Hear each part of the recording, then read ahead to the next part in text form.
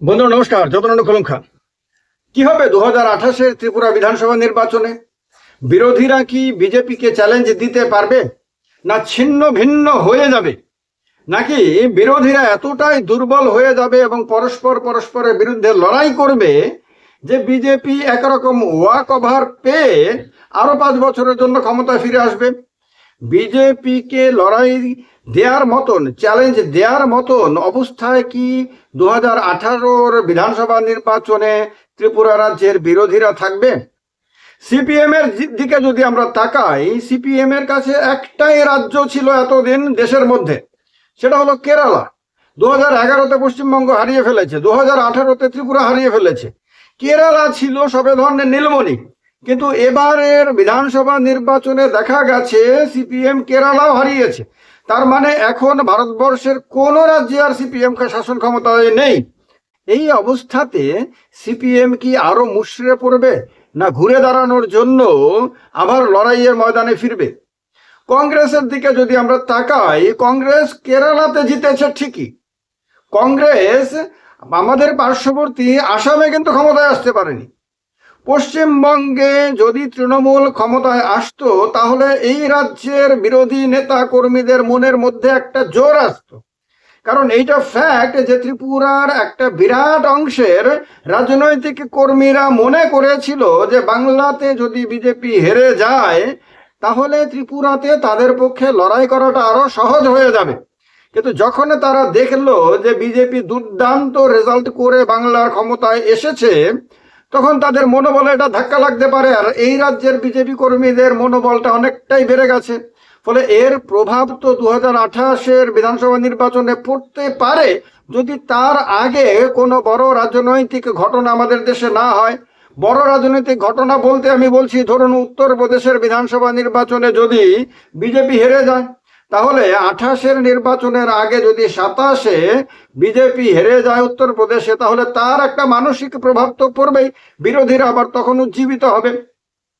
গুজরাটে যদি বিজেপি ক্ষমতায় আসতে না পারে, যার সম্ভাবনা দেখাই যায় না, বিন্দুমাত্র দেখা যায় না, কিন্তু ধরে নিলাম যে অ্যাক্সিডেন্টালি বিজেপি হেরে গেল এবং কংগ্রেস বা আম আদমি পার্টি এবং কংগ্রেস মিলে জোট করে সেখানে ক্ষমতায় চলে এলো, তাহলে তার একটা বিরাট মানসিক প্রভাব সারা ভারতবর্ষের মধ্যে পড়বে।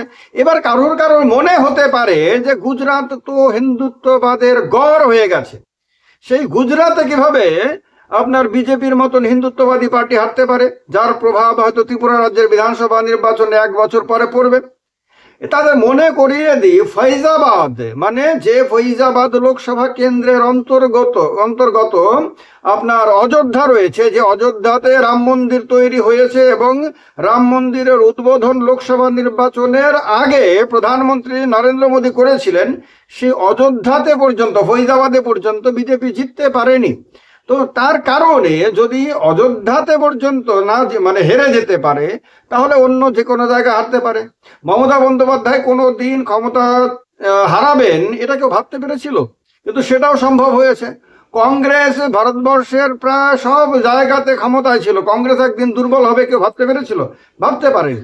তো সুতরাং এই সমস্ত কিছুর পরিপ্রেক্ষিতে ত্রিপুরার বিধানসভা নির্বাচনের আগে যে বিধানসভা নির্বাচনগুলো দেশে হবে, মানে আগামী বছর যে নির্বাচনগুলো হবে, যার মধ্যে রয়েছে গুজরাট, রয়েছে পাঞ্জাব, রয়েছে গোয়া, তারপর রয়েছে কর্ণাটক, রয়েছে উত্তরপ্রদেশ, এরকম অনেকগুলো ছোট বড় রাজ্যের বিধানসভা নির্বাচন রয়েছে। এগুলোতে হিমাচল প্রদেশের নির্বাচনও রয়েছে। এগুলোর মধ্যে যদি দেখা যায় অধিকাংশ রাজ্যে বা বড় বড় রাজ্যে আপনার ক্ষমতার পালা বদল হয়ে গেছে, তাহলে আমাদের দেশে কি হয়, কোনো একটি নির্বাচনের ঠিক আগে যদি দেখা যায় অন্য কোনো রাজ্যে নির্বাচনে আপনার কোনো একটি দল হেরে গেছে, মানে প্রতিপক্ষ হেরে গেছে, তাহলে একটা মনোবলে তার প্রভাব পড়ে।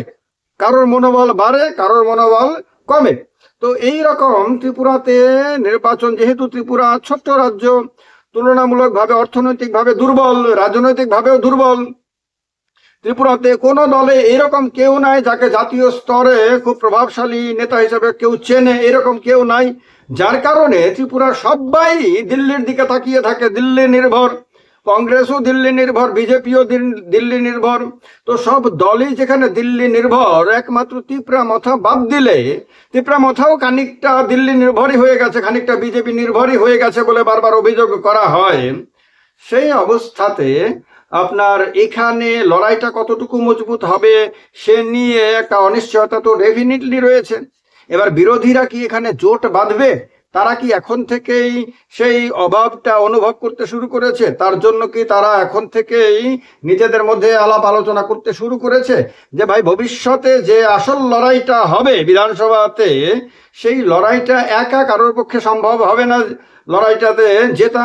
কারণ ধর্মনগরের বিধানসভা উপনির্বাচনে দেখা গেছে সিপিএম কংগ্রেস দুটো দলের ভোট একসাথে করলেও বিজেপিকে হারানো সম্ভব না, কারণ বিজেপি এত বেশি ভোট পেয়েছে বিজেপির ক্যান্ডিডেট যে তার তুলনায় বাদবাকি দলগুলো সবাই মিললেও তার ধারে কাছে পৌঁছায় না। তাহলে এটা একটা বিরাট বড় চ্যালেঞ্জ বিরোধীদের জন্য। এবার হতে পারে যে সেখানে হয়তো মানুষ উপনির্বাচন বলে সিপিএম এর লোকরা ভোট দিয়ে দিয়েছে, কংগ্রেসের লোকরা ভোট দিয়ে দিয়েছে, হতে পারে এই কারণে অতিরিক্ত ভোট পেয়েছে। কিন্তু এইটা তো ঠিক যে ধর্মনগরে বিজেপির একটা সংগঠনও রয়েছে, সেখানে তাদের একটা আপনার সমর্থন ভিত্তি রয়েছে, তার ওপর ভিত্তি করেই তারা সেখানে লড়াইটা লড়েছে, হয়তো কিছু অতিরিক্ত ভোট পেয়েছে। কিন্তু এই অবস্থাতে সিপিএম এর কাছে একটা পরীক্ষা হয়ে গেল, তারা একা লড়াই করলে কতটুকু কি করতে পারে তাদের কাছে ক্লিয়ার হয়ে গেল। কংগ্রেসও একা লড়াই করলে কি করতে পারে সেটা পরিষ্কার হয়ে গেল। এখন কি তারা আগামী নির্বাচনের আগে আবারও একজোট হবে? আবার তিপ্রামথার কাছেও এটা পরিষ্কার যে তিপ্রামথা যদি দীর্ঘদিন বিজেপির সঙ্গে থাকে তাহলে সেই দলগুলোর পরিণতি হবে যে দলগুলো আজকে বিজেপির বন্ধুত্ব স্বীকার করে একেবারে ইতিহাসের পাতায় চলে যাওয়ার মতন অবস্থায় চলে এসেছে। সুতরাং তাদের জন্য ফাইট ব্যাক করা ছাড়া উপায় নাই। তার কারণেই তারা এডিসিতে একা লড়াই করে দুর্দান্ত রেজাল্ট করে বিজেপিকে চ্যালেঞ্জ দিয়েছে। এবার তারাও এটা ভালো করে জানে যে বিজেপি তার জন্য হিসেব করছে, যে এডিসিতে হারের আপনার হিসেবটা সমান সমান করার জন্য তারা বিধানসভার জন্য প্রস্তুতি নেবে। এবার তিপ্রামথা কি বিজেপির সঙ্গেই থাকবে বিধানসভা নির্বাচন পর্যন্ত, না তার আগে সরে গিয়ে বিরোধীদের সঙ্গে কোনো জোট বাঁধবে? সম্ভাবনা সব কিছুই রাজনীতিতে সম্ভব, রাজনীতিতে কোনো কিছুই অসম্ভব না। যা গতকালকে পর্যন্ত অসম্ভব বলে মনে হয়েছে তা আজকে একেবারেই স্বাভাবিক বলে মনে হতে পারে।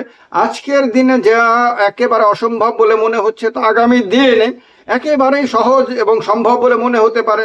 সুতরাং ত্রিপুরার রাজনীতিতেও যে আগামী দিনে বড় কোনো খেলা হবে না তা গ্যারান্টি দিয়ে বলা যায় না। আর যেহেতু বিরোধীদের অনেক তিক্ত অভিজ্ঞতা হয়ে গেছে সর্বভারতীয় রাজনীতির দিকে তাকিয়ে, বিভিন্ন রাজ্যের দিকে তাকিয়ে, সেহেতু তাদের এখন এই ফিলিংটা আসা খুব স্বাভাবিক যে একা একা লড়াই করলে পরে সেই পরিণতি হবে যে পরিণতি বিভিন্ন রাজ্যের আপনার আঞ্চলিক দলগুলোর হয়েছে। সুতরাং এখন একজোট হওয়া ছাড়া কোনো উপায় নাই। আর সেই ক্ষেত্রে কি তিপ্রামথা, সিপিএম, কংগ্রেস এবং অন্যান্য ছোট ছোট দলগুলো তারা এক মঞ্চে আসতে বাধ্য হবে? তারা কি বিধানসভা নির্বাচনের আগে বাইরে যত যাই বলুক না কেন, এক দল আরেক দলের বিরুদ্ধে যতই কড়া কড়া কথা বলুক না কেন, ভেতরে ভেতরে তলে তলে কি তারা কোনো গোপন পরিকল্পনা করছে যে আপনার 28-এ যাতে পরিবর্তনকে নিশ্চিত করা যায়? বিজেপিও তো বসে নাই, বিজেপিও তো জানে যে বিরোধীরা কি কি করতে পারে, তার কারণে তারাও সেই অনুযায়ী তাদের পরিকল্পনা সাজাবে। অমিত শাহ তার জন্য মাস্টার। অমিত শাহ নিশ্চয়ই ত্রিপুরার রাজনীতিতে, ত্রিপুরাতে কোনোভাবেই দলের শাসন ক্ষমতা হারাতে চাইবেন না, তার জন্য হয়তো এখন থেকেই পরিকল্পনা শুরু করে দিয়েছেন। বিরোধীরা কি বিজেপির সেই পরিকল্পনা, যেটা এখনো পর্যন্ত নিশ্চিত না যে কি পরিকল্পনা নিয়ে বিজেপি ত্রিপুরাতে 2028-এ লড়াইটা করবে, সেটাকে চ্যালেঞ্জ দিয়ে হারাতে পারবে? এই মুহূর্তে ত্রিপুরার ঘরে ঘরে এটা আলোচনার বিষয়। সবাই জানতে চাইছে যে 28-এ কি হবে ত্রিপুরায়। 26-এ বাংলায় বিজেপির জয়ের পর 28-এ ত্রিপুরা রাজ্যে কি পরিবর্তন সম্ভব হবে আদৌ? এই প্রশ্নটা ত্রিপুরা রাজ্যের ঘরে ঘরে, সাবরুম থেকে ধর্মনগর পর্যন্ত। আপনাদের কি মনে হয় যে আদতেই ত্রিপুরা বিরোধীরা পারবে কিছু করতে?